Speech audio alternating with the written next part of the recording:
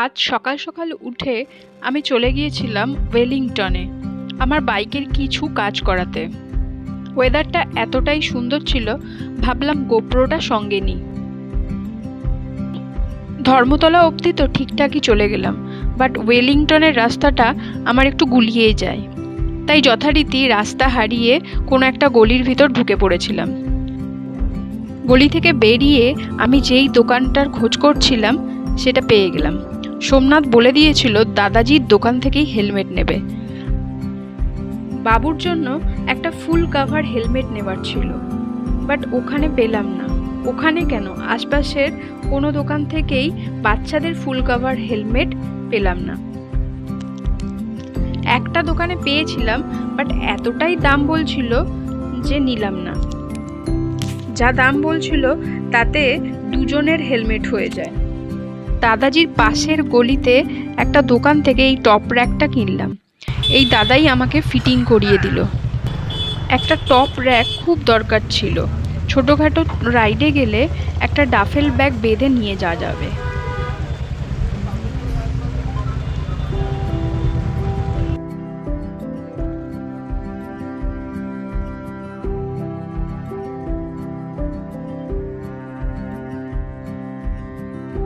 হান্টারে 3 জন ride করলে একটু সিটটা আনকমফোর্টেবল ফিলই হয়, তাই এই দাদাকে জিজ্ঞাসা করলাম সিটটা কিছুটা এক্সটেন্ড করা যাবে কিনা।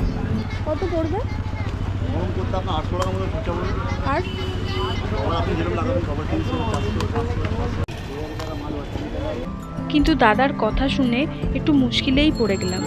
1 ঘন্টার কাজ 4 ঘন্টা লাগিয়ে দিল।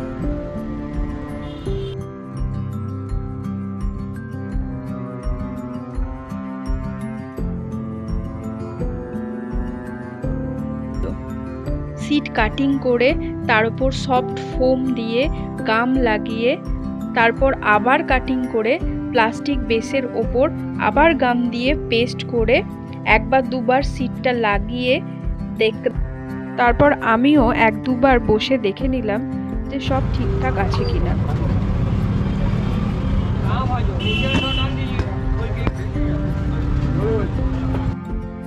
তারপর কাস্টমাইজ করে এই লেদারের সিট কভারটা স্টিচ করে স্টেপেল করে লাগিয়ে দিল।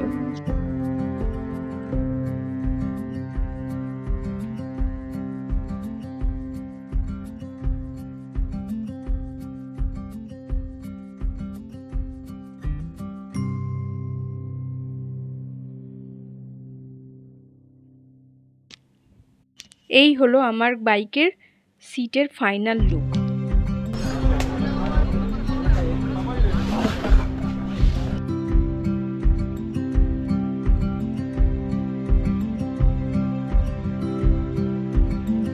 ঠিক করলাম না ভুল করলাম জানি না, সেটা বুঝতে পারবো যখন আর একটা লং রাইডে যাব।